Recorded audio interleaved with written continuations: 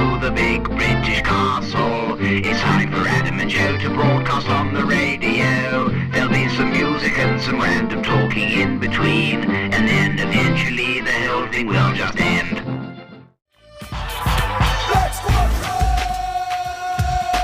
Always catch the beginning of the show. Black Squadron don't wanna miss a thing. That's not the way Black Squadron roll. Went to bed at a reasonable hour. Gotta be sharp on Saturday morning. That's the secret of the Squadron's power. Black Squadron!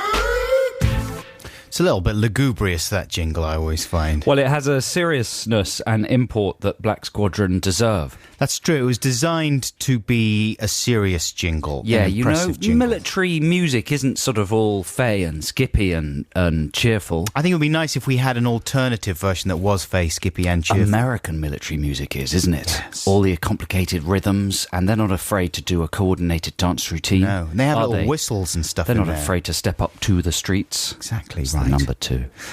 So welcome, listeners. This is Adam and Joe here on BBC Six Music. I'm Adam. I'm Joe. Are we panned left and right then? But my mum pointed out, you know, that's meaningless to her because she's just got a little DAB with one speaker. Right. So she can't tell who's who. Well, And they can imagine us like Zaphod Beeblebrox. I was thinking of doing the show with a Jamaican accent this week. That's not going to be offensive, is it? Yes. Because that would help people tell who's who. Alright, mon, it's Adam from Adam and Joe. Like that. That's not a problem, is it? I don't know. It smacks slightly of problems. Do you think dodgy area? Sort of entering into the arena of the Davidson. It's one of the problem accents, isn't it? Yeah. Steer clear. Steer clear. All right, then I won't do that one. But I don't know any other accents that well. Yes, you do. French. Oh, that's true. Thank you for reminding me. You see, immediately we're transported to leafy French. Leafy France. Welcome to France. Voulez-vous... No. I didn't say transported to leafy France. I said leafy French. Leafy French? Yes. That's nice. Would you like a baguette? We eat them. Yes. Onions. Okay. What about a Chinese accent? No, but that's dodgy again. Is it? Yeah. It never It's used... weird. It's slightly arbitrary, isn't it? These rules. We don't really understand them, but I just get the sense that would be dodgy. Yeah. With the French, it's fine. It's absolutely fine with the Open French. season on the French. Why is it? Is it because the French themselves yeah, tend to be a little on the racialistic side sometimes? No. That's It can't be not to the do reason. with that. Obviously, that's not the reason. An Irish Idiot accent. hole. An Irish accent. That's problematic as well, it? isn't it? I think all accents... French is the only one. And Australian. And New Zealand, mate. And New Zealand. They can take anything. It's just to do with the robustness of the nation. Exactly. Is it? That's right. It's to do with... How sensitive they are. It's to do with how likely they are to punch you in the face if you meet them and you antagonise them. And the French... That's not to say that, like, any other nation couldn't stand up for themselves in a fight. That sort of is what we're saying. Well, it's ludicrous, isn't it? Like, a Chinese person is just as likely to wallop you if he's offended as a French person. I think we should ask our producer, James. He'll know the BBC guidelines on comedy accents. It's bound to be in the system. There should be a proper BBC directive about comedy I'm sure accents. there is. Let's ask James while we pay a record. Which accents are acceptable? Have you thought of a Black Squadron command? Yeah, I have. Just before you read it, I've got an email here from Gil from Essex. He says, "Hey Adam and Joe, could the Black Squadron task be a bit less physical? I'm in my 50s and I have arthritis, and the forward roll you commanded us to do last week nearly killed me. You don't want blood on your hands, do you? At this point, I guess I'm supposed to say I love the show and I think you're wonderful. Well, I'm not going to. Bye, Gil." Well, I guess that's true. I mean, it was a test with, all these tests mean something. They're all building up, so we're not just making them up in the 2 or 3 minutes before we come on air. I mean, that would be absurd. What a ridiculous suggestion. They're all dovetailing towards a really quite startlingly well thought out like operation. Lost. It is like Lost. This Black Squadron command is not going to be fun for vegetarians. Oh. In fact, it might be impossible for vegetarians. So if you're a vegetarian, you're excused. Are you ready? Yeah.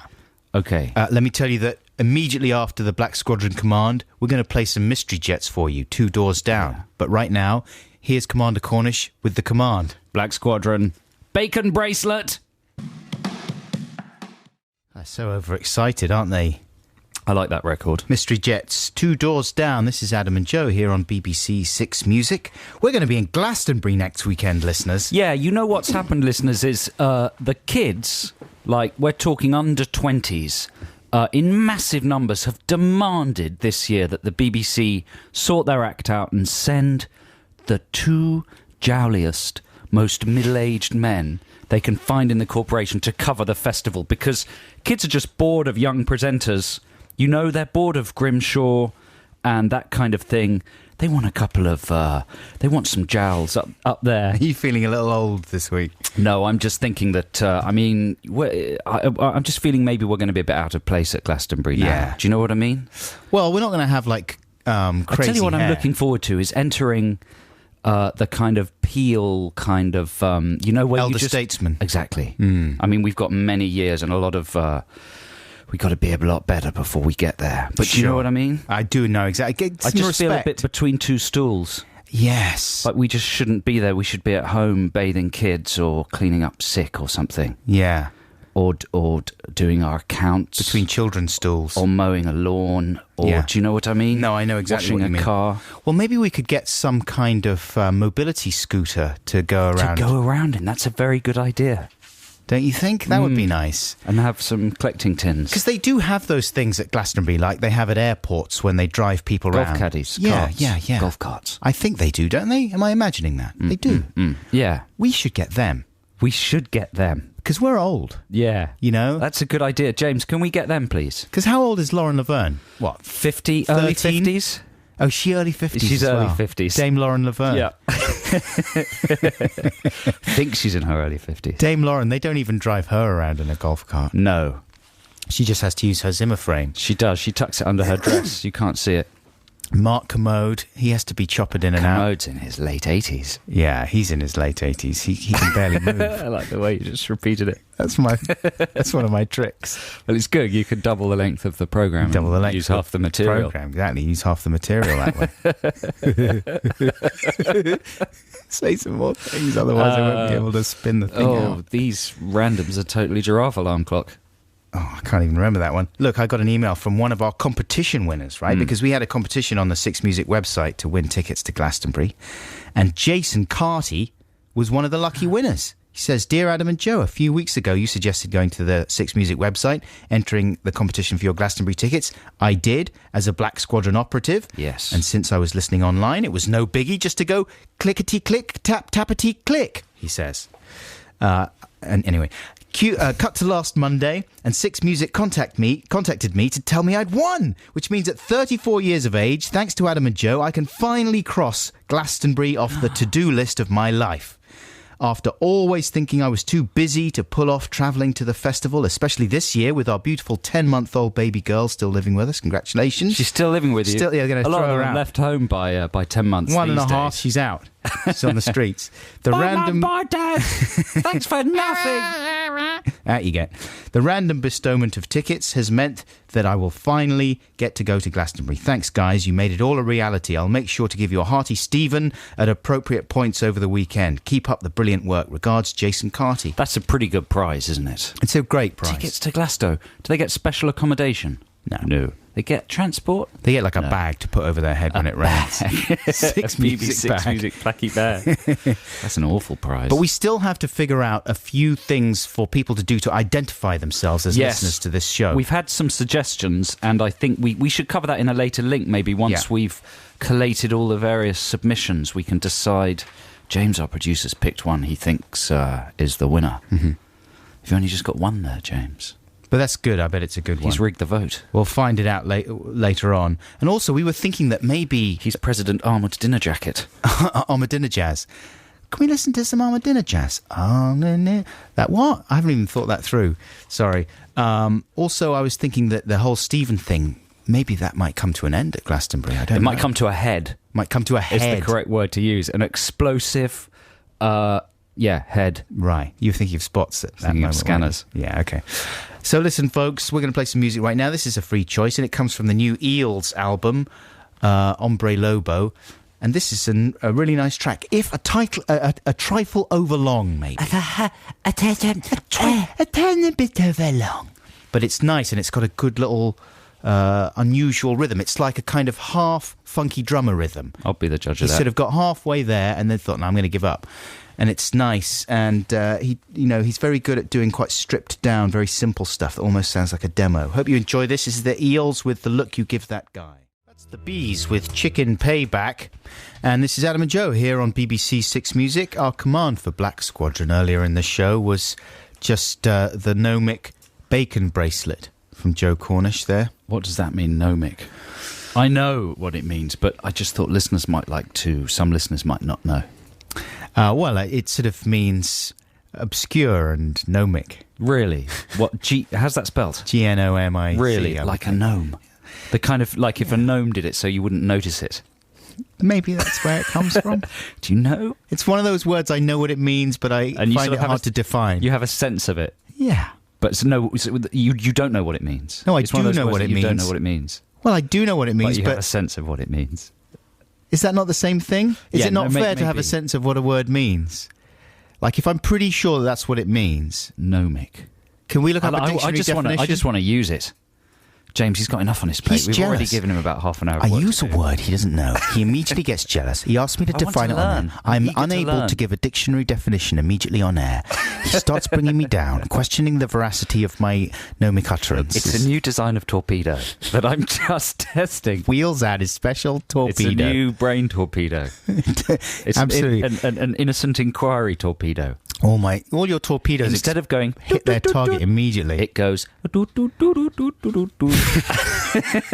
of does a little jazz dance to distract you. What's that over there? That's not a torpedo. not Yes, it fair. is.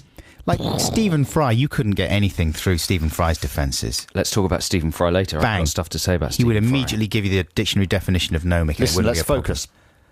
Black Squadron, bacon bracelet. The squadron interpreted it correctly as a command to wrap a piece of bacon around your wrist in the style of a bracelet, and we've already had some photos through. One from Chris. The thing about the modern world is if someone sends you an email and they're just called Chris, that's all you've got. Chris. It's not really enough, is it? It could be any Chris. But he calls himself Crispy. And he's lying in his bed there. He's got a hairy chest and a hairy chin and a little tuft of hair. And he looks good with looks like a triple strip there, doesn't it? Is that 3 pieces or is that just an exceptionally long bit of streaky? It looks like a bandage, like he's bust his wrist. And It's a meaty bandage.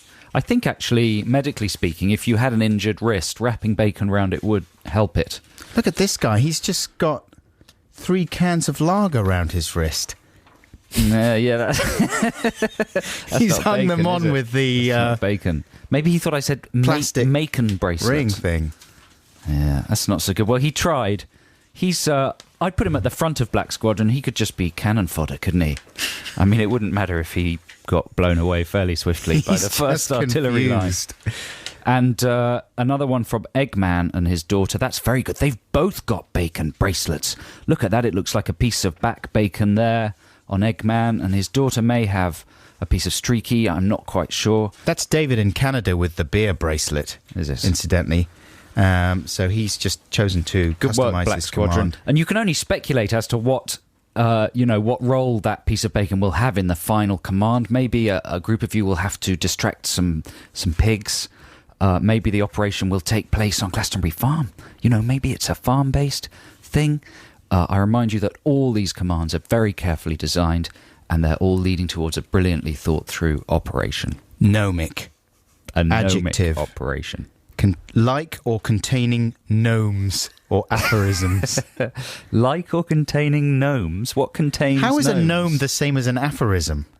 Like an aphorism is like a saying, right? I suppose maybe when gnomes existed, because they did exist, right? They just were wiped out by... We've got to find a definition dinosaurs? of gnome then, I think. I know what a gnome is. Yeah, but a gnome is obviously gnomic, pertaining to or resembling a gnome. I tell you who could tell us all about gnomes. Yes. There's one man who knows everything about gnomes, Britain's gnome expert. The king of the gnomes. I'm the king of the gnomes. Hello, what a funny face, but beautiful eyes, though. I'm the king of the gnomes. You must do my bidding. So I was totally wrong, basically. I described your command for Black Squadron as being gnomic. I thought it meant sort of obscure and strange. I mean, you could say that a gnome was obscure and strange, describes something spoken or written that's brief, mysterious, and not easily understood. Yes! But often seems wise. Yeah! Well, E.g. it doesn't matter, don't read that bit. No, that's good. You got it, man. You nailed it. Yes! Well done. You're officially clever, Thank you. unarticulate. Clever and articulate. We better stand down the squadron and go to the news, haven't we? Clever and articulate. Gnomic. Your new word. Stand down, your work is done. You've earned yourself a nice warm bath and maybe a nice little bun. Aretha Franklin there with Baby I Love You. Thank you so much for joining us. It's a nice sunny morning. Not you. Oh. Hey, thanks to everyone who's texted us all about the fact that the man wearing beer cans round his wrist was, of course, doing a brilliant phonetic joke. Did you get that one? Yes, Buckules? because we started off the show talking in a Jamaican accent there, and so he'd combined the Jamaican accent with the Black Squadron Command bacon bracelet to make beer can bracelet. Beer can bracelet. Which is racist, so he should be ashamed of himself. And that's why we didn't in any way allude to that so-called racist joke. Imagine all the people that will have offended. It's disgusting. My day was going perfectly well until I tuned into BBC Six Music when I was very, very offended by a joke Adam by Buxton. Adam Buxton. It wasn't me, it was David in Canada. It's David in Canada's fault. Go to Canada, get David. Blame Canada, or however that song goes. Sorry about that, David in Canada. And thank you very much to all of you who complied with the Black Squadron commands there. We're cogitating, right, about the best way to harness the power of Black Squadron at Glastonbury. We're going to think about that more and get back to you later on in the show with various things we can do. We're going to launch Text the Nation in the next 20 minutes or so stay tuned for that. I'm filling. You're doing well. I've got nothing. Launch Text the Nation. Yeah. I like the use Do of you the think- word launch. Do you think it fooled anyone? To launch the words out of our mouths like all the other ones. No, it's good. It's exciting. It's like a proper radio show, you know. Sounded good though, didn't it? Do you get annoyed by the way BBC programmes, even though there's no commercials on the BBC, the way some programmes pretend they've got commercials and do kind of pseudo breaks? Well, we do trails and stuff, but Yeah, but some programmes, there was a show all about the real Swiss Family Robinson, where families went on a desert island. Did you see that at all? no. That was constructed like an ITV programme. Every 10 minutes it would have coming up and what you've just missed. And Oh, a little really? tease. Yeah, it was very odd. It was as if they were going to sell it to a commercial broadcaster. Well, maybe it's and they that got it all nice and ready for adverts. people are so used to the rhythm of commercial TV Yes. that they need to see that even on... Well, that's what they said. Somebody BBC. complained about it on Points of View. right. A boop boobity boo. James, if you Blah were on the boobity ball, bow there, you'd ya have the music booda. ready. Blah boobity ba ya ba da. Come on, blah He doesn't know boobity. where it is. Anyway, someone complained about it on Points of View, and that was the BBC's excuse, that Yeah. the audiences actually like it. That's It makes them insane. feel orientated and comfortable. That's what they said on Points of View. Boobity ba ya ba ba. Blah boobity ba It's a bit ya late, ba really. ba. Blah boobity ba ya ba ba ba ba ba. Again. Blah boobity Come on. Oh man! If we could, if we could just find a band to play that with us at Glastonbury, that would be amazing. Yes, that's a good idea. You know, If someone could send up, would they need sheet music? how would you play that song? Can I any guess on a musicians keyboard? read sheet music? Can they? Can Some. the average band read music? Nah. No. A lot of very famous composers can't, can The they? Sex Pistols made it illegal for bands to Did read they? music. Yeah.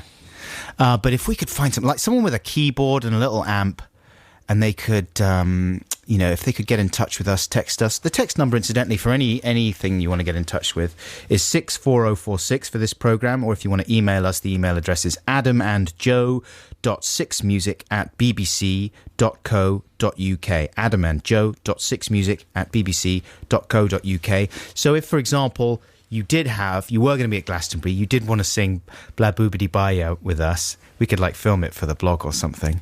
A Black Squadron choir. Yeah, that would be good. That would be... Well, We're also trying to think of ways that we can get maybe a Black Squadron member who would prove to us his loyalty by executing all the commands that we have issued thus far. And then he would go on special ops for us during the Glastonbury weekend. Maybe interview members of Spinal Tap, that kind of thing. You know, we're getting all this together. So More information will be forthcoming throughout the show. Keep listening. Here's some music.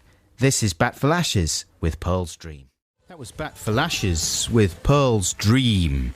Adam and Joe here on BBC Six Music. I had an amazing idea last week. Well done. It was an idea for Google. Oh. Yeah, for the company Google. Yeah. And you know that thing, Google Earth? Sure, it's amazing. I thought, wouldn't it be cool to have a single button that you clicked on that told you exactly, so you could locate your house precisely, and then you click one button and it would tell you what was on exactly the other side of the world. Right. Exactly who lived there, or like what building was there. I thought, that's a brilliant idea, Cornballs. You're in the money. Yeah. Is that a good idea?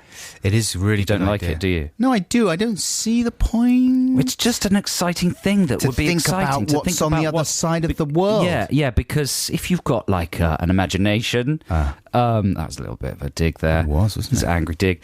You could dig. Wasn't even gnomic. You'd think about how far you could dig, down in the earth. If you own a house, sometimes you think, well, how much beneath it do I own? Yeah. Do I own still the reeling soil from the dig. all the way down? But then I looked on the internet and I realised that actually very few places in the world, if you dig through, do you get solid earth. It's mostly just water. Yeah? If you're in South America, you're quite lucky.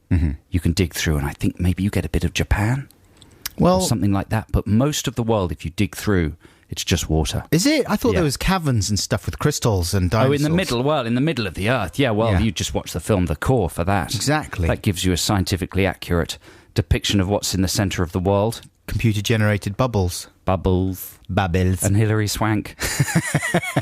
And a load of crystals. So that was an idea. I thought for a moment, for about half the week, I thought, this is a brilliant idea. Google are going to really go with it, and it's going to become the new phenomenon. Kids will love it. That's a good... Kids love that kind of thing. Do you ever think of, cross-sections, geography? Sure. Well, I guess you could link it to the phrase, on the other side of the world. That phrase. What sort of a phrase is that? I wonder what's going on. That's not a phrase, you see. I don't know. It was literally on the other side of the world from me.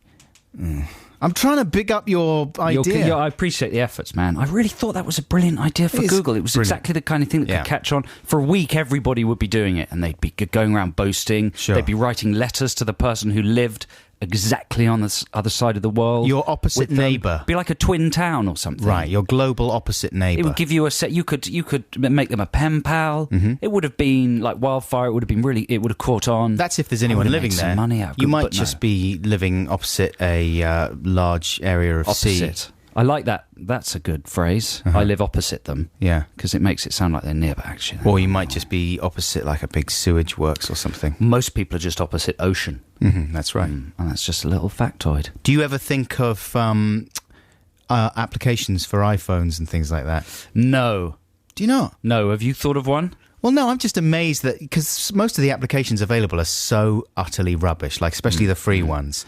Okay, I've thought of one. What?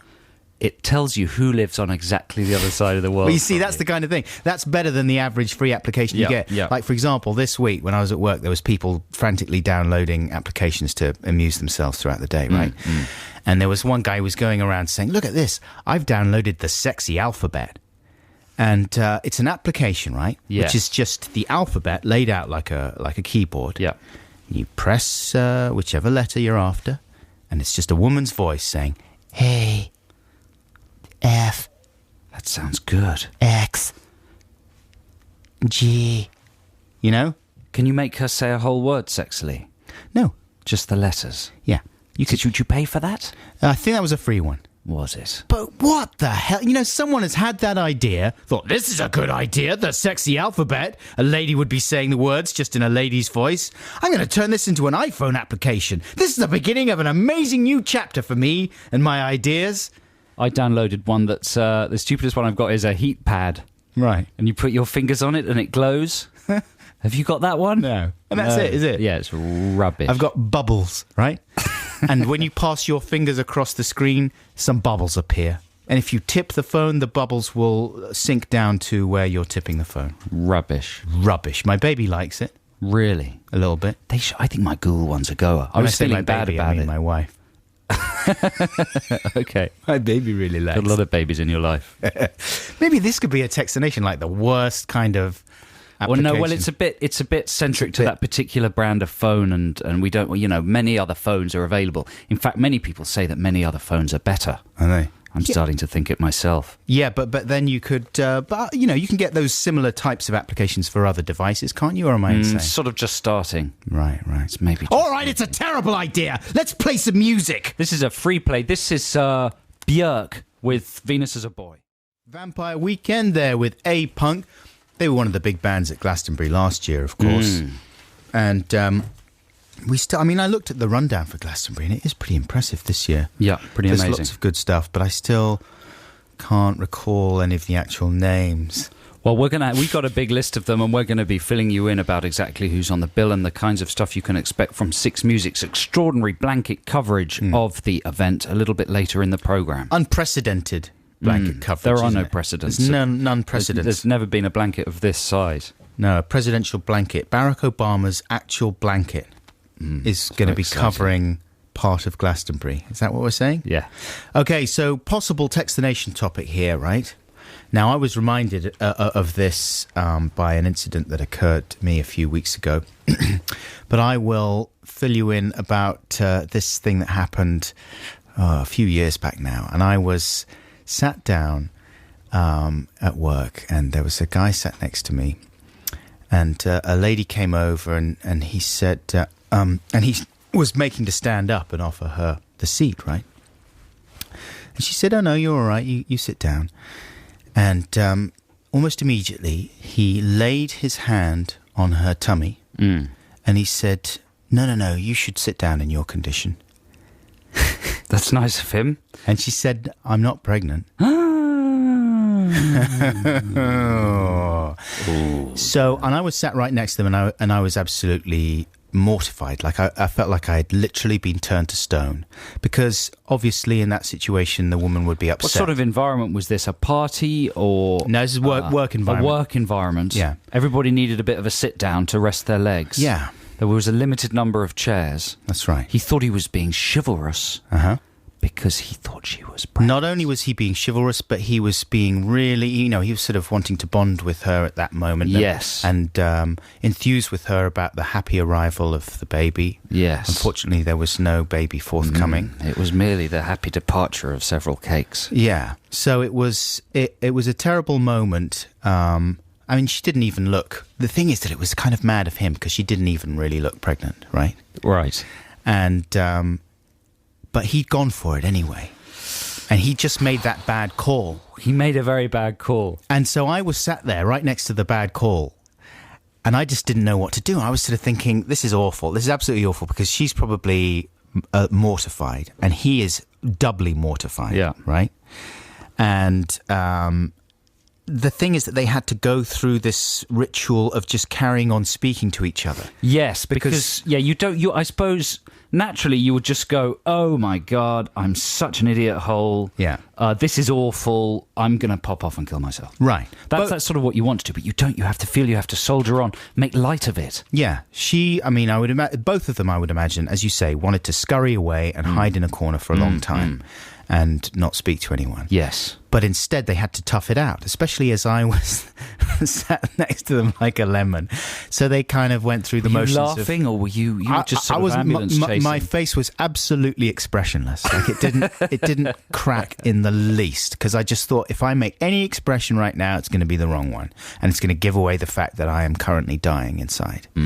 So I just didn't even move my head. I was absolutely motionless, like a statue, to the extent that I was sort of, the logic was, I'm going to pretend that I've just zoned out. I'm just meditating. This is the kind of guy I am. I like to meditate. I'm just staring at a speck of dust at the other side of the room there. I'm not even aware of what's going around me. Certainly not the unbelievable car crash that just occurred a second ago there, when you asked if she was pregnant, more or less.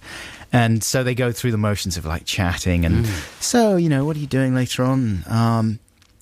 So they just switched instantly into onto another topic. Yeah, totally. Don't even discuss. Don't even go there. As don't if even. it had meant nothing to either of them. Right. That's not a problem. Yeah, That's good. That's a good tactic. People offer an incorrect pregnancy diagnosis all the time. Let's talk about something else now. They're both adults. Absolutely, it's Yeah. not a No big deal. one's taking any Who offence. cares? It's absolutely fine. They chatted for a while, and I was really thinking, I've got to do something. Was there a relaxed atmosphere during the subsequent chat? It was pretty good, but you could hear they were breathing in all the wrong places. So they were clearly both absolutely rattled.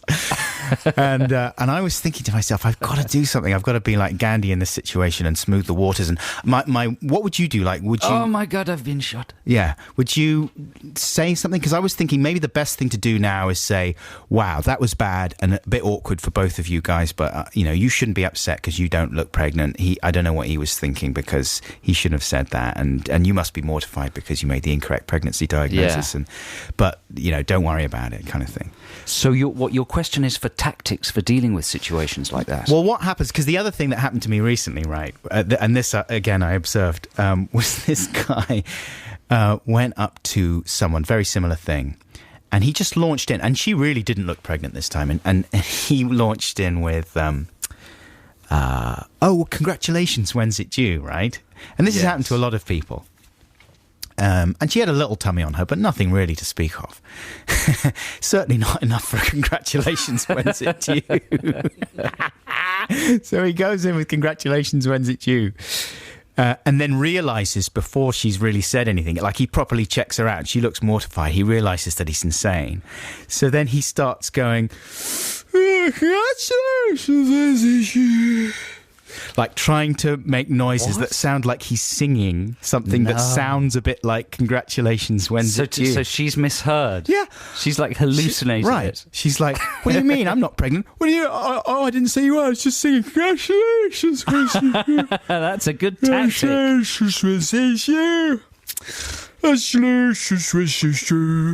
That kind of thing. That's a good idea. To make her feel insane.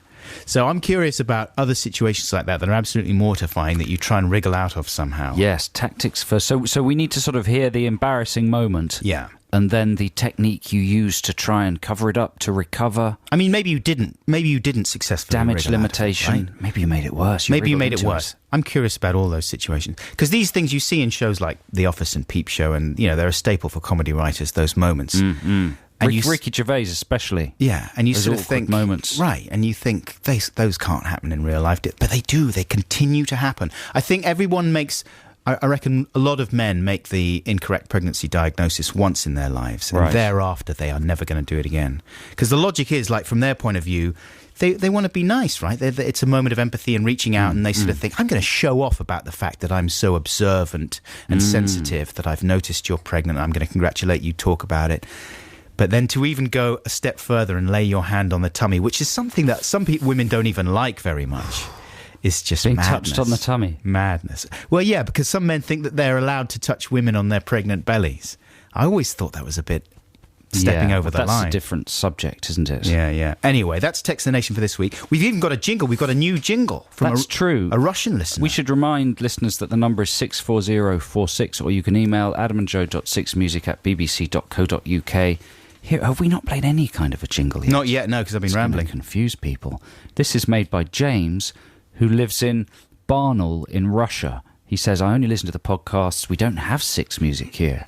So if by chance you use it in the live show, can you please make a recording of it for me? Well, we can include it in the do podcast. that? We'll stick it in the podcast. This is the Russian Text the Nation jingle. Text the Nation. What if I don't want to? Can I use an email? Is that a problem? No, it's not a problem, That's really good, Russian, that isn't guy? it? He is. I got his name wrong. Sorry. When he said James, he was referring to our producer. His name is Alexei Parfionov. He's going to be happy with the way I've read that, isn't he? So that's Text the Nation. Get your ideas coming in right now, and we've got some music for you. This is Amadou and Miriam with Masiteladi. Hooray! Gorillas. With Dirty Harry. Yeah, this is Adam and Joe on BBC Six Music. Hope you're having a lovely Saturday morning, listeners. If you're a regular listener to the show, you might have heard last week we played a kind of abridged version of an episode of The Archers to highlight the amount of sighing that goes on in that very popular Radio 4 soap opera. Just as a reminder, here it is. This is all from one episode of The Archers, and I just took out pretty much everything that wasn't a sort of a world-weary sigh. Dramatic breathing. Yeah, dramatic breathing. And it ended up sounding quite filthy, like a sort of very filthy episode of The Archers where there wasn't a lot of talking. It was pure action. Just loving. Have a listen.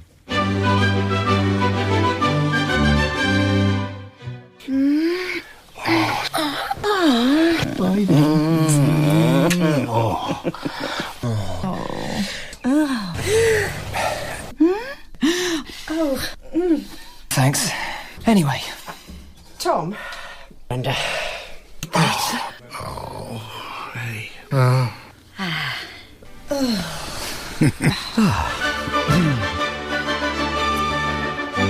Very satisfied residents. Strange. Is it just me, or do all sighs sound as if they are somehow connected with the toilet area? Yes. It is just me, isn't it? What do you mean by the toilet area? The trouser zone. The trouser zone. Okay. I'd say there were two separate areas. There was a toilet area and the bedroom area. But is your bedroom in the toilet? Is that where you sleep? No, I was in the toilet? I was identifying a part of the body as the toilet area. Oh, right. Good. Okay. Well, I was very excited to see that we got a letter from the producer of The Archers, Kate Oates, who says the following. It was with a mixture of delight and sorrow that I listened to Joe's abridgment of The Archers last week. Delight that our actors have finally been recognised by Six Music as being capable of carrying dramatic storylines through the medium of sighing. And sorrow that Adam, despite his best and brave efforts, couldn't quite reach the bar set by our actors. What? Because last week, after playing that clip, I then auditioned Adam, who, as you will know, is a professional actor. Yeah. Having appeared in several major feature films. I auditioned him on sighing. I thought he did extremely well. Well, maybe not as well as you did in the grunting the previous week. Come on, I was drinking some tea and then sighing in all kinds of different ways. That kind of thing. Might be a bit big, that's all. It's not big. And I'm not sure whether Kate Oates, the producer of The Archers, thought you were any good either. In fact, I think she thought you didn't do very well. She goes on to say, I would like to reassure Adam and encourage him not to lose heart at this early hurdle. She's suggesting that you fell over the hurdle. Many of our actors have been sighing for almost 60 years. And many of our younger performers have completed extensive and exhaustive training in, capital letters, emotional exhalations. Mm-hmm. It was clear that Adam gave his best efforts on Saturday, and we were moved. Now get this. As a gesture of thanks, we'd be only too happy to offer some coaching at the hands of one of our more experienced actors or directors, if Adam feels like he would like to increase his capabilities in this area. Alternatively, we'd be delighted to invite Adam into the studio to take part in an episode. Ooh. Not as a fully fledged character. What? You understand, brackets, the audition that he provided on last week's show simply wasn't up to scratch, I'm afraid. Close brackets. But as a background sire. Oh. A disgruntled customer in the Bull, perhaps, or a weary churchgoer in St. Stephen's. The choice is yours. Many thanks for your kind mention on the programme. We were delighted by the tribute. Best wishes, Kate Oates. Now, Kate, I've got to side with Count Buckules here because he is an experienced big screen feature film actor. Professional. I mean, you can't call me a trained actor, He's been in certainly. Hot Fuzz, Stardust. Or even a good actor. What was the other one?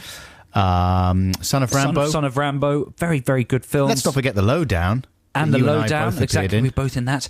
And to say that he would be underqualified to, he'd only be qualified enough to sigh in the background. It's very I've insulting. done radio drama. I did the Yellow Plush Papers at the beginning of this year. You could have Yes. heard on Radio 4. Have you done a Spotify advert? Everyone seems to be. That's true. I'm an experienced voiceover artist. Other.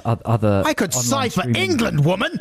Yeah, so that too aggressive? We're insulted. Well, you might flip out on the set. Right. It's not done live, The Archers, is it? It's pre-recorded, so they could just edit your freakouts out. The only way I would do it, right, is if I could choose the level of sighing myself. I think you should play a local posh landowner who has bought a mansion in the village of, what's it called? Ambridge.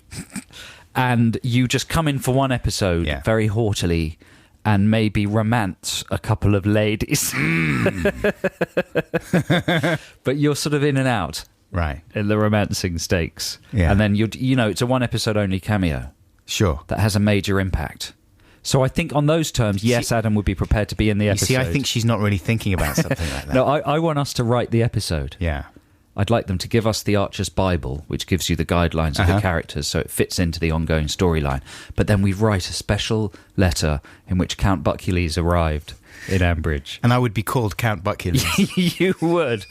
And I don't think that would throw off the seriousness of the show. Well, it would be tonally interesting. You'd be much broader than their usual characterizations. Right. There'd be a lot of Rufty. There'd be loads of Rufty. Oh, you're a good-looking woman. Get out here. Oh! What's happening then? I don't know. Just use your imagination. That's the wonder of radio, though, isn't Exactly. it? It would be a fruity character. So on those terms, Buckules is prepared to appear on your programme. I've slipped. My trousers have come off. Oh, it's a lovely day. I'll be off good with you. Exactly. That would be fine. That would really lift the ratings, I think. So that's a proposition for you there, Kate. Otherwise, the deal's off. But nevertheless, thank you very much for your kind letter and tolerating our Mickey taking. Who's been on my field? Look at your giant Here's the Beatles. barn. Oh, come on. Smooth Isley Brothers here on Smooth FM. That was called It's Your Thing. Smooth sounds, smooth talking, Smooth FM. Ooh, that's smooth. Like a smooth made from fruit. Smooth. Tasty. I just don't know what to say when you do this. Neither do I even. I just go blank. Yeah. Got no idea what to do. Filled with rage, like a little red No, mist. not with rage. Just nothing. boredom. Blankness, emptiness. Emptiness. Barren tundra. Tundra. Is that how you say it? Tundra. Tundra. Tundra. That's how I say it. Hey, so listen, man. Listen to me. I'm listening. Did you hear about this woman in the States who was fined $2 million for file sharing? They're making an example of her. They which certainly are. I don't agree with that approach to life. What the heck is that? Don't make examples of people. But I don't understand. Surely, if she's... So Treat here's them fairly. Don't Here's make the details, examples of right? them. They're trying the RIAA. What does that stand for, incidentally? Royal Institution for... Amazing What are the next letters? Annihilation. RIAA. I'll think of something. Keep talking. The RIAA is trying to teach people a lesson about illegal file sharing. What they call piracy, of course, through our judicial system. And they have fined this woman from Minnesota. She's called... The Recording Industry A-Hole Academy. There you go. Is what it stands for. Jamie Thomas Rassett. Jamie? Anyway, she's been saddled with a $1.92 million fine Wow. for sharing 24 songs. That's $80,000 fine per song. Does it say by what artist? I think it was Beyoncé Beyonce. and her fiancé. Yes, I think it was Beyoncé that she was uploading to a file sharing site. I think she's done it before, but I don't think like she does like it. Right. She doesn't do it in huge numbers and stuff. She's not selling these things illegally or anything like that. And she's been like, she doesn't seem that fazed by it. It was the second time it had been in court. The first time she had a slightly smaller fine. And this time she appealed and they upped the fine. Well, they did this to a lot of people, didn't they? And Right. most people settled out of court for about $1,000, but she stood her ground. And the jurors were not satisfied. The jurors didn't believe that Thomas Rassett's denials of illegal file sharing were true, and they were angry with her. The jury were angry. The jury were angry She's and being provocative. decided to be harsh. I mean, that's I wonder unbelievable. what's her argument. Well, I suppose your argument would be, well, everyone does it. Why is it a big problem? You know, I'm still like investing in other media. Is that what your argument's going to be? When I get my $2 million Yes. fine, well, I don't upload music illegally. No, of course not. And I don't recommend anyone else does. No. But, you know, if you're doing that, compared to some of the things that people do wrong in the world, that seems like one of the more minor crimes. So if this woman actually has to pay out this fine, right? Yes. Which it seems she does because it's been handed down by the court, that's going to destroy her life completely, presumably. Possibly. Mother yeah, of you four would from have Minnesota. thought. She's not a wealthy woman. She's just an ordinary woman, I think. So what happens in that situation? all your possessions are taken away? What? I mean, I don't understand. Well, her only choice is to launch a Beyoncé-style singing career. Right. That, I think, is why Beyoncé herself went into music, because she downloaded another R&B singer's tracks and was massively in debt. Yeah. So she was forced to launch a highly successful booty-shaking R&B career. Yeah. As a result, she's now cleared the debt and she's considerably into profit. Uh-huh. So look out for the first album by, what's her name? Jamie Thomas Rassett. Yeah. She will be doing some stadium tours and appearing at the O2 Arena quite soon. She said outside the courtroom, she described the fine as kind of ridiculous and expressed resignation over the decision. She also added, there's no way they're ever going to get that. She says, I'm a mum of limited means, so I'm not going to worry about it now. So I admire her detachment, but surely she's going to be forced to worry about it at a certain point. When they come a-knocking. Yeah. I mean, it's just distressing. The whole thing freaks me out really badly. Why? Well, because I do some things wrong in my life. Am I going to get a £2 million fine for all of them? This was your response to the MP's expenses as well. Oh, no, we've said those words. What did I say? You said that you sometimes fiddle your expenses. No, I didn't.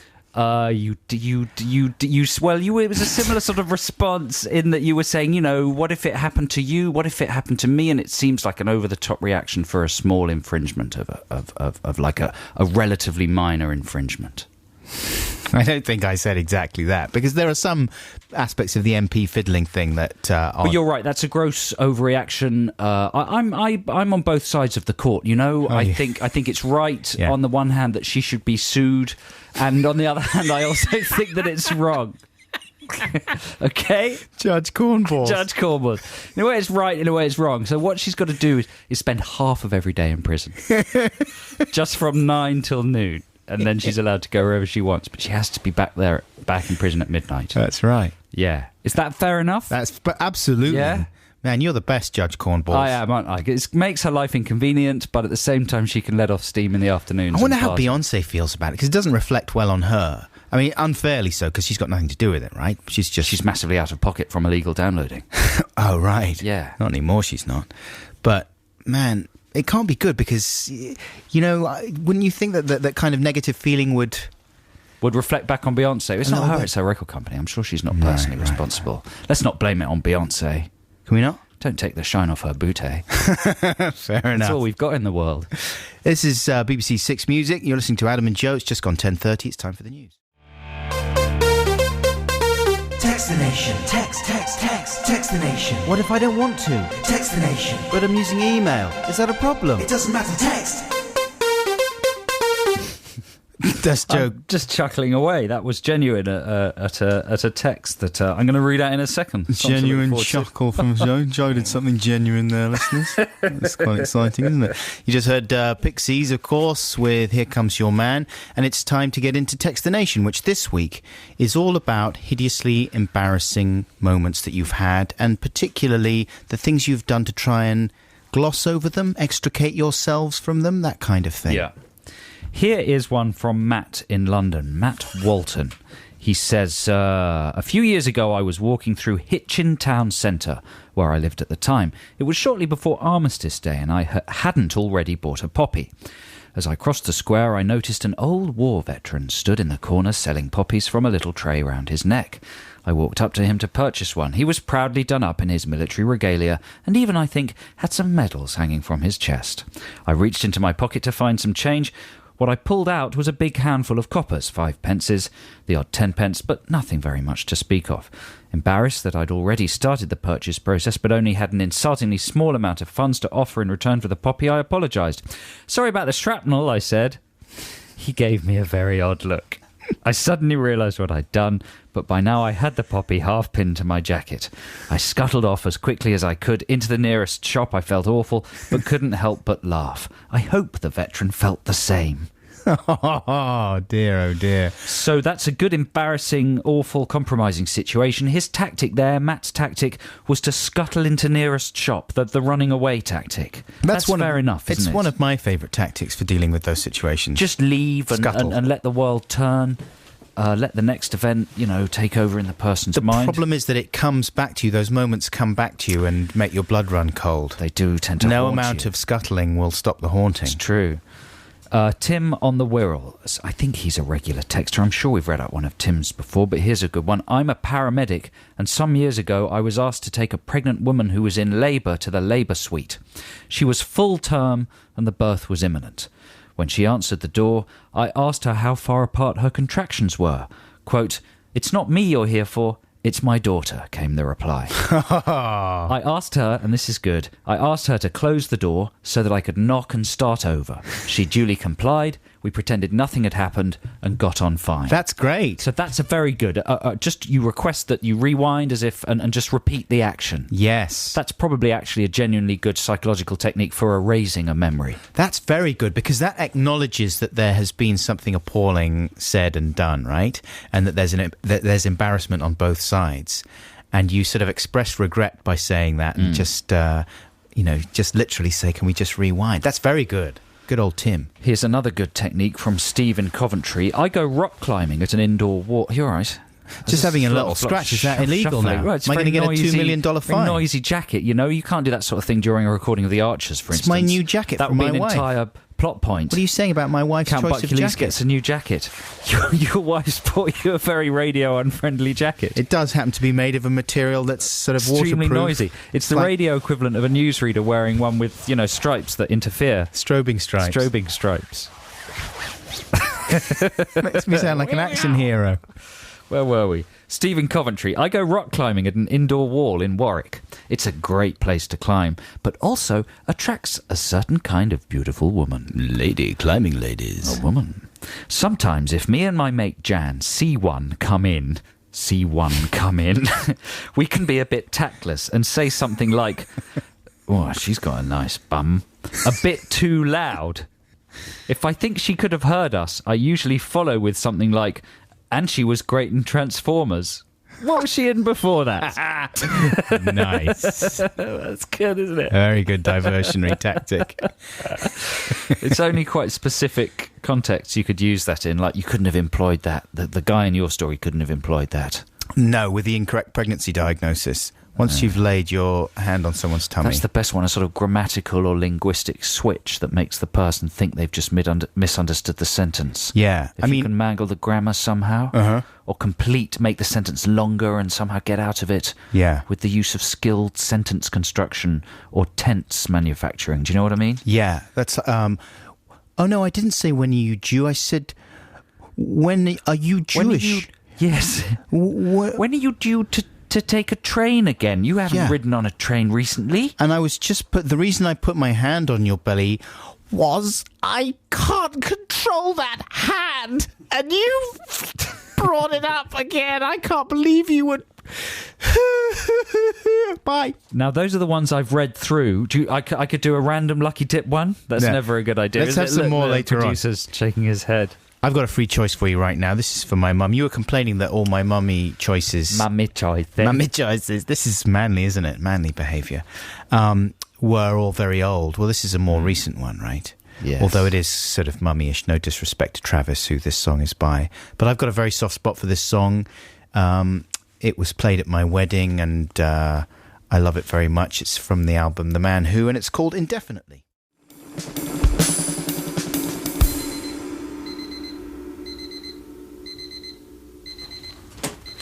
Oh, that's the only bad bit about that song is That's exactly the sound of my partner's alarm clock. Yeah. I hate that sound. Never put that sound on a song. That's that Franny waking up at the end there. That's Nigel Godrich fooling around there. And of course that song is not from The Man Who. It's from the follow-up to The Man Who, The Invisible Band. That was Travis. Lovely song. Lovely song. This is Adam and Joe here on BBC Six Music. It's Trail Time. Very good, isn't it? I haven't investigated the rumble strips properly, but that sounds great. Not the only person it's called. Now, do you know that show Wife Swap, Adam? Sure, I do. On Channel 4. It's been the show with the voiceover guy who says everything in exactly the same way. It's been going for a while now, and I'm worried that the format's a bit tired. Mm-hmm. Do you know what I mean? Well, it's a classic format, though. Well, I've thought that maybe I've come up with an idea for a new twist, an idea for an episode. Do you want to hear it? Sure. this week on Wife Swap, an Anglican priest from Shropshire who loves fell walking and lives without electricity swaps wives with an Anglican priest from Derbyshire who loves fell walking and lives without electricity. There's one big dramatic difference. One couple's dog is called Pongo and the other couple's dog is called Bongo. Oh, man. How are they going to cope? I know. Could you think that would be an exciting episode? Well, they'd get confused about calling the dog. Household 1. I'm just going out fell walking. Wife. Can I come too? Yes, of course. Let's take the dog. Okay, come on, Pongo. Oh, no. I called him Pongo instead of Bongo. But look, he's coming anyway. Cut to the other house. You just get exactly the same thing at the other house. Kerry has incorrectly called her dog Pongo, where actually his name is Bongo. Would that be a good episode? Meanwhile, in the other house, Pongo is doing well and has been called by his master. Is that the kind of thing you're... Yeah. I mean, that would be the only possible source of friction. Other than that, it would just be lovely. They'd both fit in very well, and they'd go on. They'd have lovely fell walking. Joe, man, you know the point of the show is the friction. Yeah, but my point is the friction's tiring. You know, the other week it was Rona Cameron and some sexist comedian, and it's just the second you hear it, it's tiring. You just think, I just know exactly what's going to happen. Yeah. He's sexist, she isn't. He's going to make her angry. They'll be angry. You're not going to learn anything from this. It's just going to be, so why not have a nice one? Yeah. I mean, in a way, that would be more refreshing. Don't you think, the fell walking? Well, you could kind of return it to the original sense of the title. Yeah. So it's a wife swap and it's just sexy. It's all bedroom based. Yeah, and they all just fool around a little bit. Do you think? Yeah, because their marriage They do is tiptoe around tired. that, don't they? I mean, usually the idea that they might sleep with each other is completely far-fetched because it's so abrasive. Yeah. They're opposites. They don't want to have anything to do with each other's lifestyles. They just let alone pair bits and people up. bobs. They just pair up adventurous couples who want to spice up their marriage, and they fool around a little bit.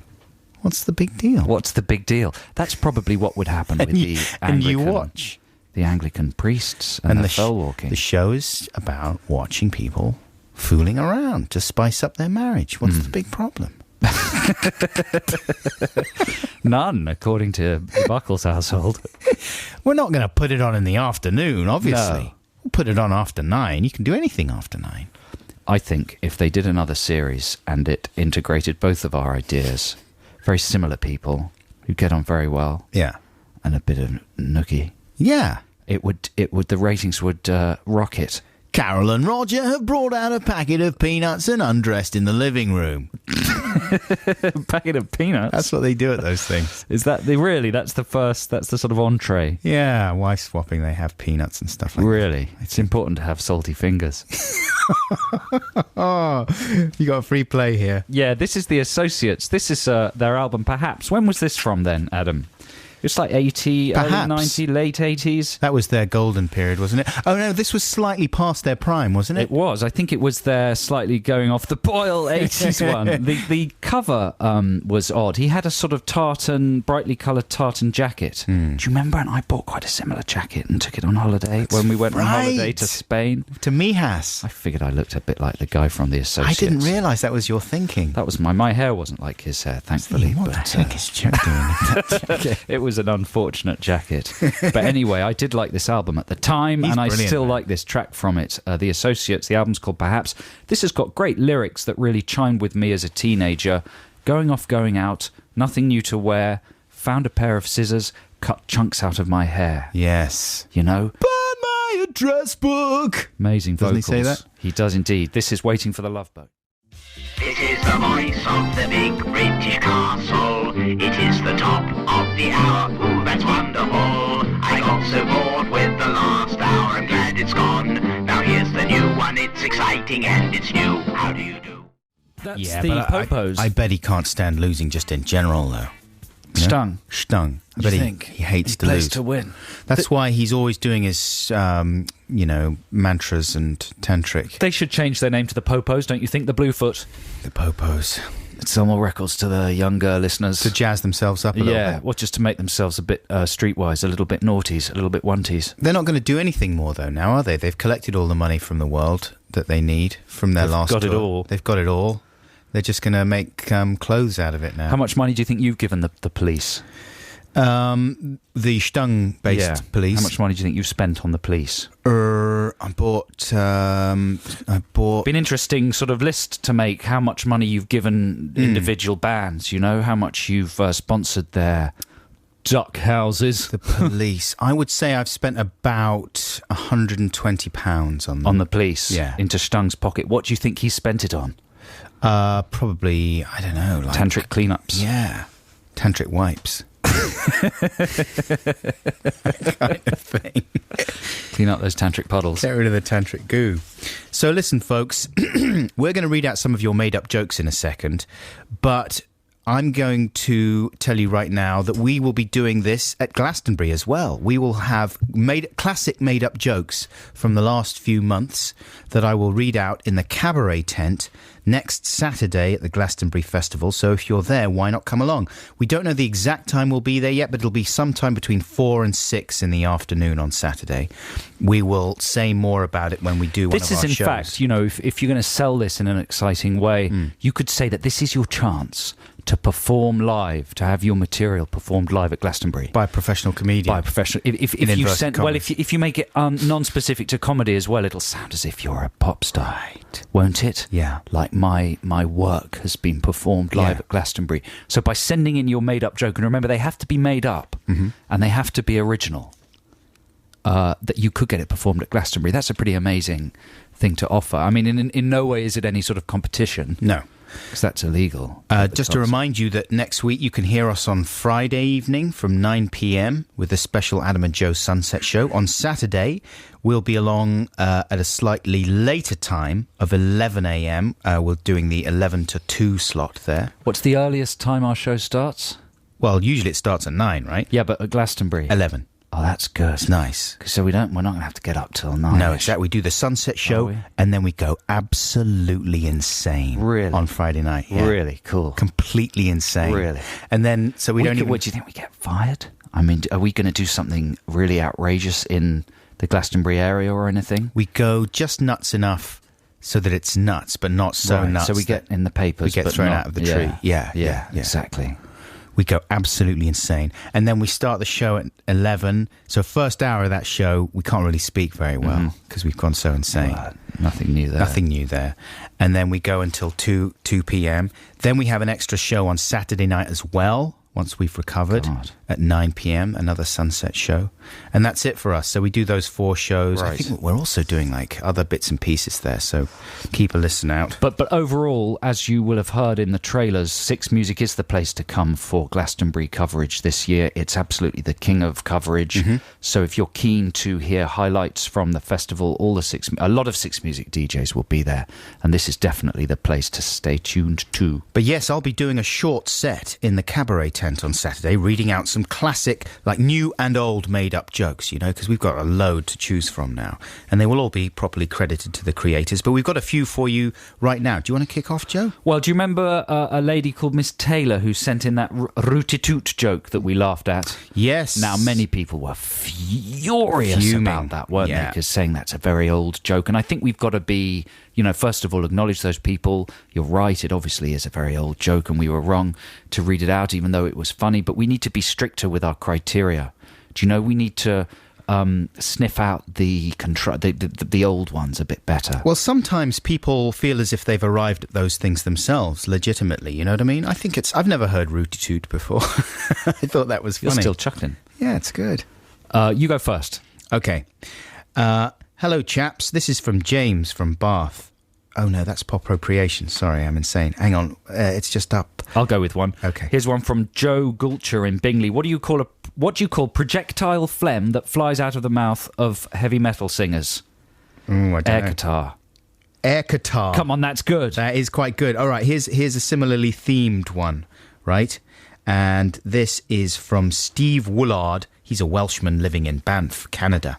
Hi, Adam and Joe, long-time fan, first-time pest. I'm pretty sure I made this joke up myself, and I think it's a corker. Where are you taken to if you get injured in the crowd of a heavy metal concert? Oh, I don't know. A moshpital.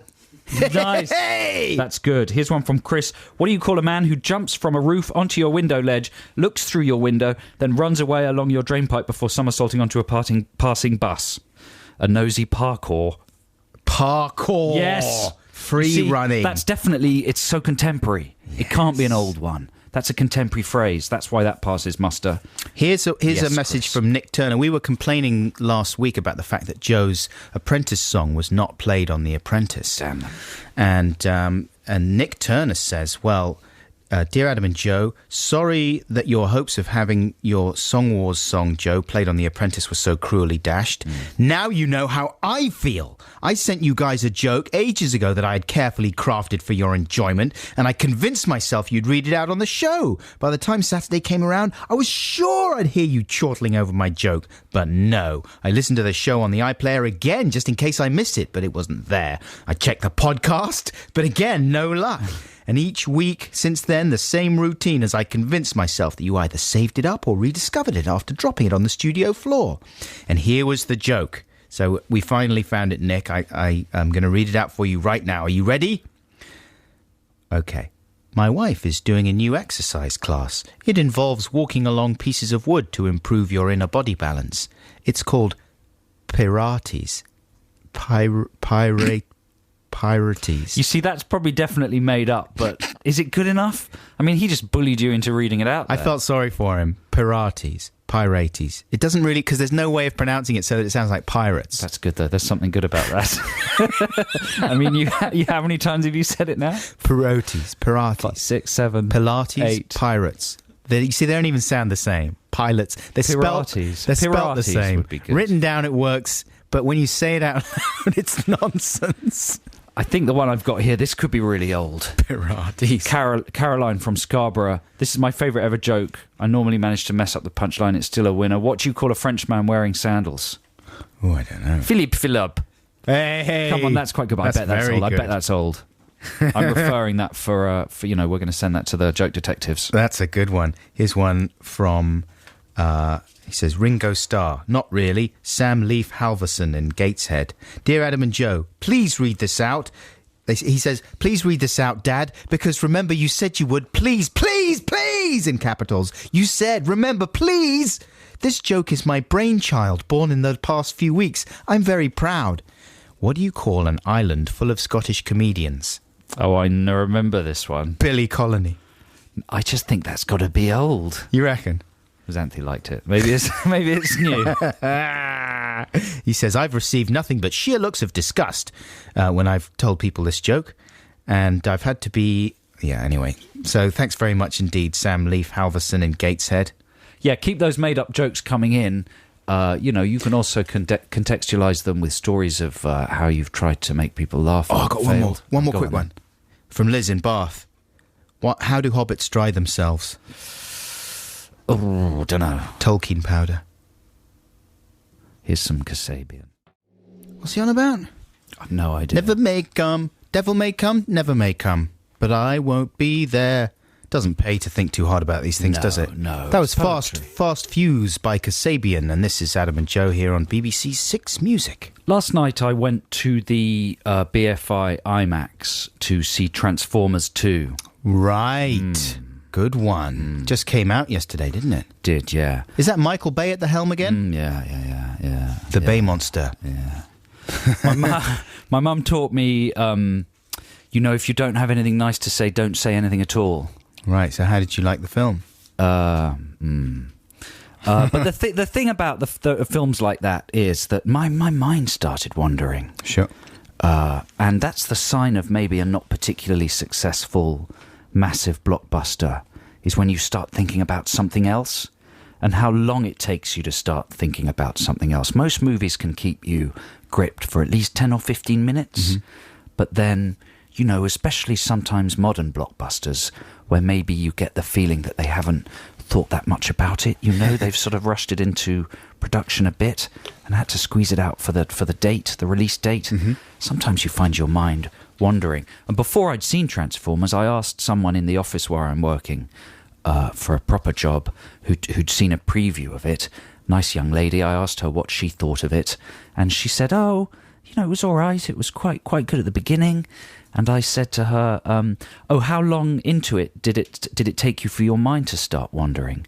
And she said, "Oh, well, yeah. I was enjoying it for about half an hour, but then I started to think about an anorak that a friend of mine had lent me that I needed to give her back." I thought that was a nice juxtaposition, you know, enormous battling robots over the pyramids, enormous spectacle, and you start thinking about a borrowed anorak, and when to return it. And then interestingly, Peter Bradshaw's review of Transformers 2 in The Guardian mentions a similar phenomenon. I quote, "While the Transformers were clanking noisily around, my mind wandered, and I found myself thinking about Hazel Blair's swine flu and whether Waitrose was going to take over all the empty Woolworths buildings."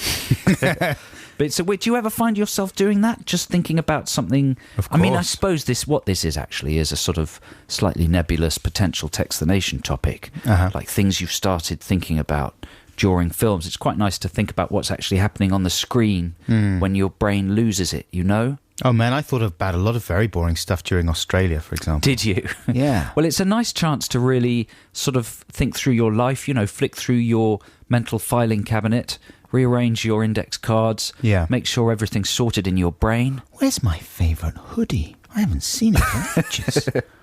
I like that, being someone who writes every now and then. Yeah. I find it's kind of easy to think about your own ideas when someone else's white noise is playing in front of you, you know? If you ever get writer's block, you can just put on a movie or turn on the telly and let your mind wander. Right. Well, it's sort of the mind's defence mechanism when you get overwhelmed with information, isn't it? Right. The mind can't let itself be completely idle. Yeah. Do you think I think that's true. I think what might happen in Transformers 2 is a complete and utter vacuum of any ideas, truth or life. It's sort of meaningless sensory overload. It's so completely meaningless that it's actually almost Buddhist. And it sends you into a sort of quite profoundly useful internal state. Meditative state. I was looking around at everybody else in the IMAX, and the looks on, because there wasn't much else to do, the looks on their faces were quite extraordinary. No, sort of expressionless. Yeah. As if they were post-apocalyptic, half semi-humans with a distant sense memory of the cinema and what it used to give them. Total numbness. Didn't cinema used to be fun? Wasn't this a place where I used to experience enjoyment? Where my senses were heightened? Yes. This is a film, isn't it? I mean, there's things moving and a lot of noise, and that's definitely a man. And there's a woman, they appear to be in danger. But no, but I feel nothing. All I'm getting is a distant echo of a memory long ago of enjoyment. They're using it for complex operations now, I think. Really? They play it to the patients just beforehand. As a sort of method of anaesthetising someone. It just completely shuts down all their nervous system. So if you must go and see Transformers 2, make sure you use it as an opportunity to do some thinking about other things. All the work that goes into these films, though. That's the thing, man. All the talented people involved. It's so weird. Yeah. What should they do instead? Well, I think they should just try and check the scripts right before they launch. That's the technique. Yeah, maybe. I don't know. I'm going to go and see it. I haven't seen it. I can't wait. I'm sure it's brilliant. Ad. Yeah. Don't. Oh, okay. Here's a free play for you right now. I discovered this song on... I'm saying me personally, my experience with this song. I'm not saying I'm the only one who discovered it, because I got it off the Orbitals All Back to Mine compilation. Those All Back to Mine series often have great nuggets hidden away, and this is Susan Cadogan with Don't Burn Your Bridges. That's lovely. Susan Cadogan with Don't Burn Your Bridges. It's time now for something that we usually just do on the podcast, but Joe has to rush off immediately after the show today. So we're going to include it in the body of the live show just to give you a little taste of what you're missing by not downloading the podcast if you're foolish enough not to do so. Yeah, this is a segment called Retro Text the Nation, and usually it's a chance for people who only ever listen to the podcast to join in with the previous show's Text the Nation subject. Yeah. So we're actually going to refer back to the subject we had last week, and we've got a terrifically powerful jingle that introduces this segment. Here it is. I like to listen to Adam and Joe, but I listen to the podcast, not the live show. I used to feel acute frustration because I couldn't join in with Text the Nation. But now my worries have disappeared because Retro Text the Nation's here. And forgotten about. There we go. I thought you were going to play the choral one. No, that's the super old school sort of funky one. If we've got time, we might play, because Joe asked if anybody who was in a choir might record a choral version of that. Sort of only makes sense if you've heard then the other mix of it kind of thing. It's getting quite complicated. We should keep it simple. Yeah. So last week's Text the Nation was about confrontations that have gone wrong, and you have basically revealed yourself as something of an idiot hole. It was inspired by a contretemps I had with a traffic warden last week, which I was very ashamed about my behaviour of therein. With which... Yeah, that's right. So here's a couple that we received during the week. This is from Steve Hodgson in Leeds. He's a regular listener, first-time emailer. Welcome, Steve. He says, "Hi, Adam and Joe. A couple of years ago, I was in the soup aisle in the supermarket looking for some minestrone, and a man was stood in the way." Soup aisle. Yeah. Yeah, you said it like it's a pile of Sues. Right, the soup Big aisle. pile of women called Sue. Susan Boyle. Got any Sues? Sue Perkins. Yeah, they're over in the soup aisle. Have you got Sue Perkins? She's over there next to Giles Corran. I was in the soup aisle, and there was a man blocking all of the soup while he and his girlfriend stroke wife discussed which flavours to get. I was absolutely exasperated by his positioning, but didn't say anything in the Great British way, he says in brackets. Instead, I just glared at the back of his head. His girlfriend stroke wife saw me and gently pulled her boyfriend stroke husband's arm so that he would move out of the way. I smiled at her, picked up my minestrone and walked off. I'd barely gone 2 steps when I heard the lady's voice as she spoke to her partner, saying, "He could have just said, 'Excuse me.'" Now, I'm not sure why I did what I did next. There's no rational explanation for it, and it's not something that I'm proud of. But I turned to the lady and opened and closed my mouth a couple of times, then waved my hand in front of my throat to imply that the reason I hadn't said "excuse me" was that I couldn't, because I was in fact mute. The colour drained from her face from top to bottom, just like in a cartoon. Taking slight satisfaction from her look of apologetic horror, I turned on my heels and continued my shop. Wow. Unfortunately, I kept passing the couple again and again as we made our ways up and down the aisles, so I had to maintain the facade of muteness throughout my shopping visit. I wanted to get some ham from the deli counter, but I couldn't because I would have had to speak, so I had to buy pre-packaged ham from the shelf instead. Unhappy emoticon. Then, when I got to the checkout to pay, the couple were at the checkout next to me. Now, normally I'm very polite at checkouts and I say please and thank you a lot, but not on this occasion. Would I like cash back? All I could do was shake my head. Then at the end of the transaction, the nice checkout lady said thank you, and I did a terrible, quite offensive and probably very patronising impression of a mute person trying to say thank you, put my bags in the trolley and left. I also wanted to pick up a lottery ticket from the kiosk, but I couldn't because I was sure that I didn't have the mime skills to ask for it. Oh, the shame. I've never done it again, although the look on the lady's face was priceless. Steve Hodgson.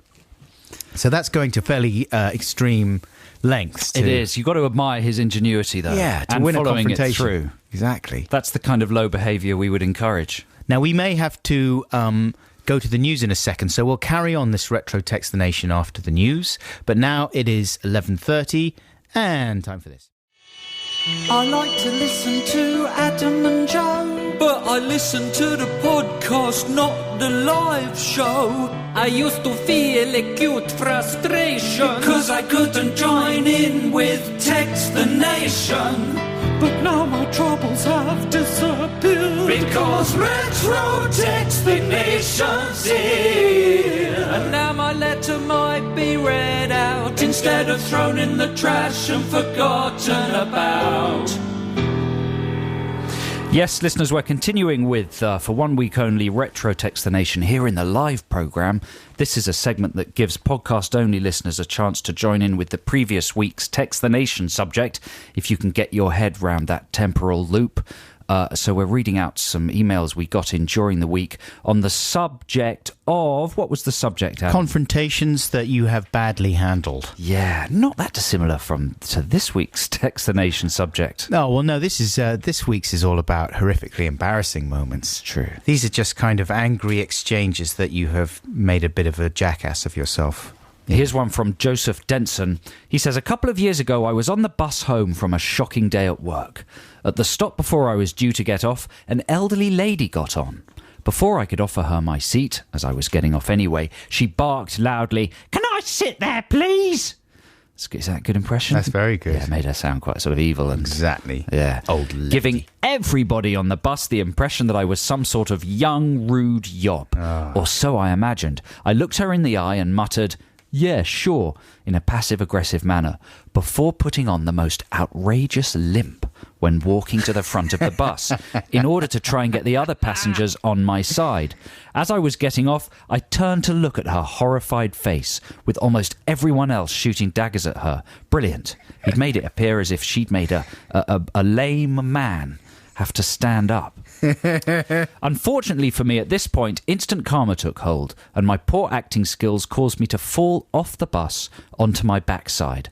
I ran down the street, not daring to look back, shaking in equal parts anger and embarrassment. I'll be honest, it wasn't the proudest moment of my life. What a lunatic. Who's that from? Joseph Denson.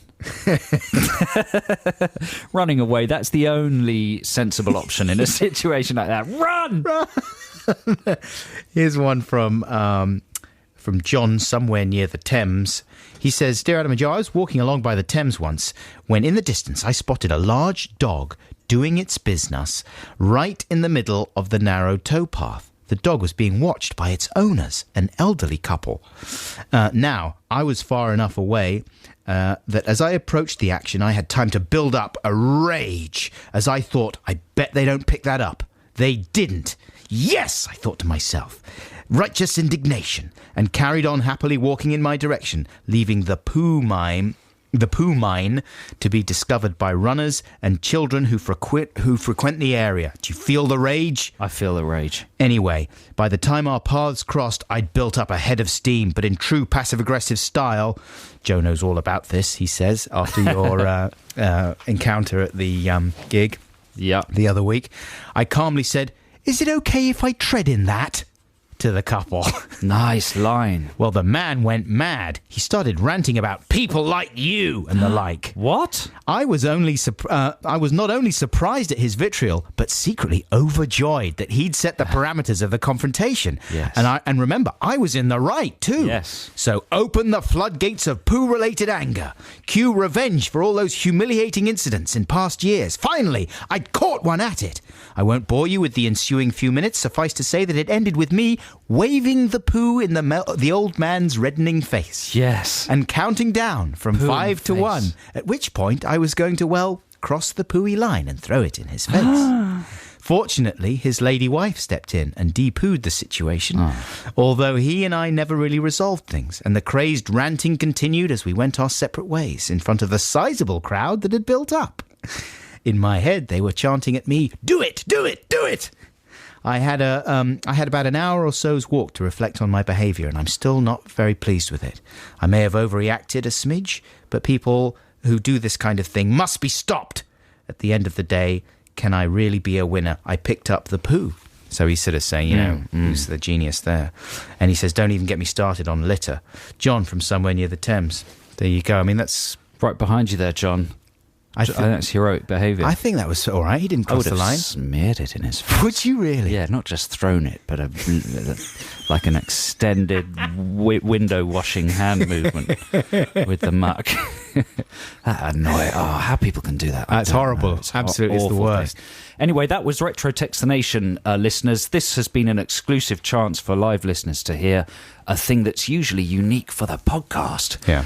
And we're going to play you out now with a sort of response to a request I put out on the podcast last week. I was asking whether, like, a local amateur choir would like to cover the Retro Text the Nation jingle. And lo and behold, a local amateur choir has covered it.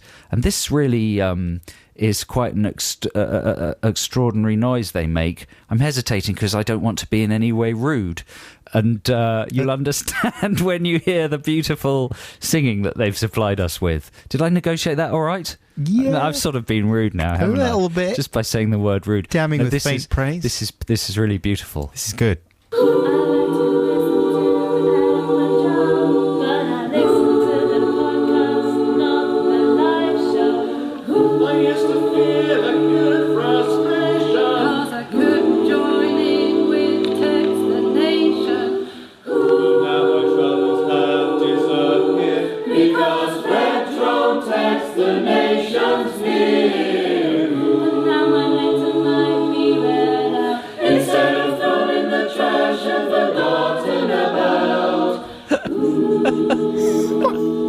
I like the Wow. end. Listen. Oh no, there was a bit at the end where they're Was all there? saying, "Play it back, play it back." Oh, that's. I mean, we're amazingly touched that a choir would go to those lengths. I mean, that's in a way that's sort of an amazing avant-garde talent there, because they just seem sort of surgically a tiny bit off the note. There's one guy I think maybe who's a little off key, Really? and it's making it very dark sounding. Yeah, but it has got a certain resonance that's quite unique, don't you think? You know what it reminds me of?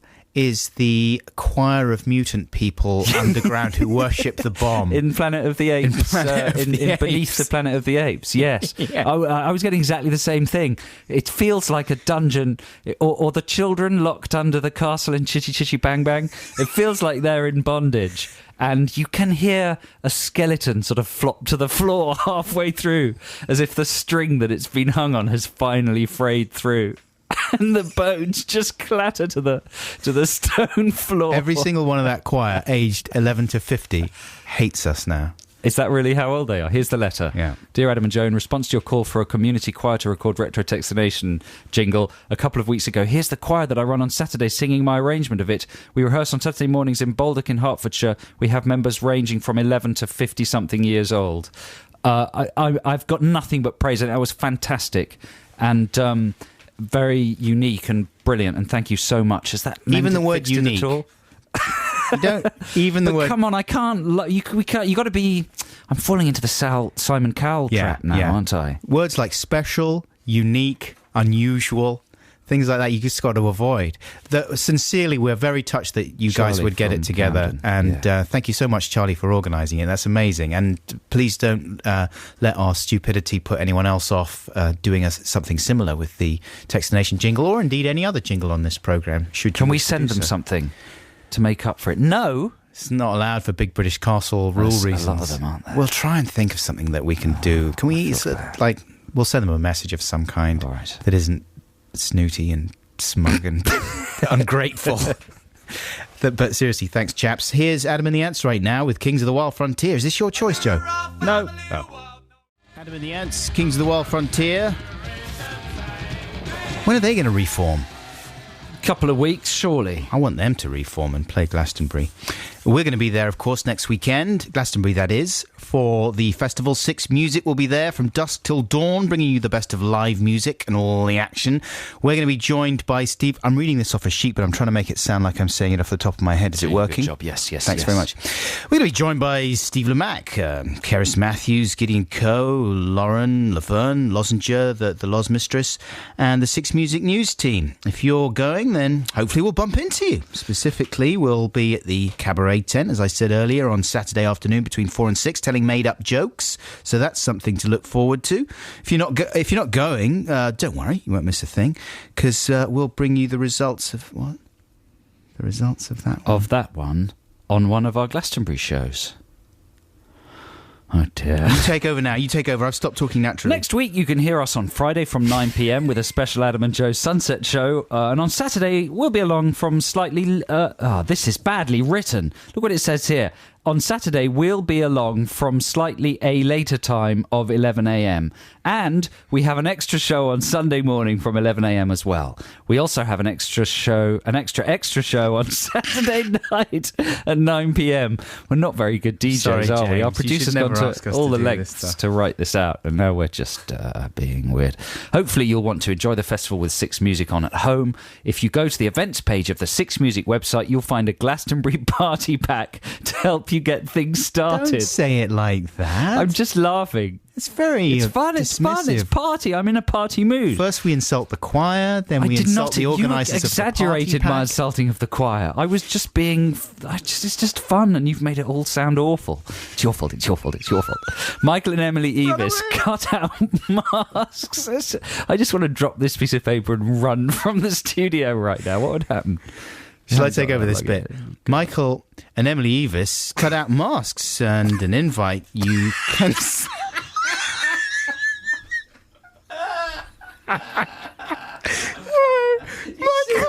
Even if we try and do it properly, it's not written. Hey, listen, Michael and Emily Evis cut out masks and an invite you can send to your friends. We'd love to see your photos while we are there.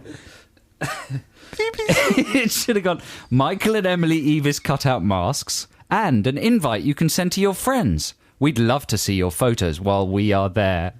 bbc.co.uk/6music/events. Do you think anyone has grasped any sort of information? Maybe that we're going to be at Glastonbury, but apart from that, no.